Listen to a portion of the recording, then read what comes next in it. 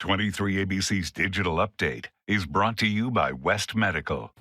Good evening, I'm Alex Bell. Here are some of the top stories making headlines today. The Bakersfield Police Department releasing video over the weekend showing surveillance footage of the vehicle that struck 56-year-old Robert Forbes on California Avenue near Oak Street. Police say the driver was not impaired by drugs or alcohol and was following the speed limit, which was 45 miles per hour, and stepped on the brakes prior to colliding with Forbes. Police did not arrest the driver, and since then, the incident has gone viral on social media, many accusing BPD of racism and protecting the driver. Bakersfield Police Sergeant Nathan McCulley says that's not the case.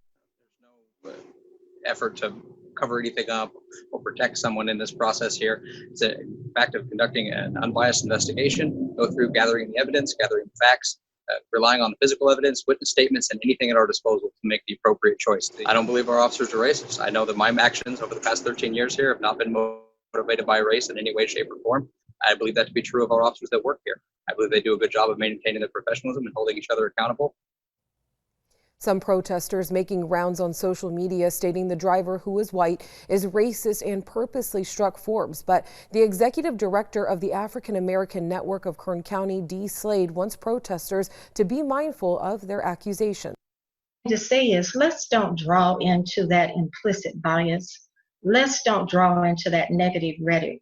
Let's be positive and absolutely sure that this individual is guilty of purposely taking a life in a peaceful environment.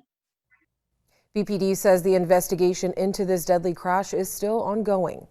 And Kern County Sheriff Donnie Youngblood is gearing up to hold a panel to discuss with community leaders regarding what's happened in recent days. The panel is set for this Wednesday from 1:30 until 3 p.m. through the Zoom app. Sheriff Youngblood will be joined by community members as they discuss recent events and effects on our community. It is being hosted by KCSO in partnership with the She Power and MLK Community Initiative. To join the meeting, all you have to do is email communitymeeting@kernsheriff.org.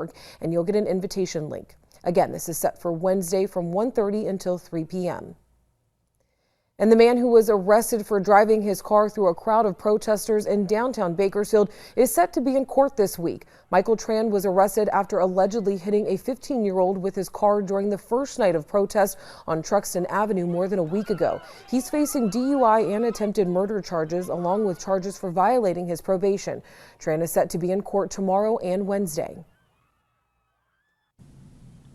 And temperatures are warming up this week along with dry weather conditions. But if you like the cooler weather conditions, you can expect that for this weekend. Just this week, we're looking at temperatures mainly in the upper 90s in the valley areas. Here's a look at our futurecast. You see clear skies out there. Compared to last week, we had some cloudy skies and some cloud cover lingering. But this week, that's not the case. Mainly clear skies and mostly sunny conditions. Tomorrow's air quality will be in the moderate range with an AQI of 58. For tonight, we're looking at a low of 56 in Bakersfield, a low of 48 in Lake Isabella, and a low of 40 in Fraser Park. Tomorrow's highs, we're looking at mainly the low 90s in the valley areas. 92 for Bakersfield, 91 in McFarland, 92 as well in Delano and Buttonwillow. In our desert communities, we're looking at a high of 87 in California City and Ridgecrest, a high of 84, and in our mountain communities, a high of 78 in Tehachapi, a high of 73 in Lake Isabella, and a high of 69 in Fraser Park. So the next few days will definitely be warmer than what we've seen last weekend, but for tomorrow, we're looking at a high of 92. By Wednesday, we'll warm up even more to 97.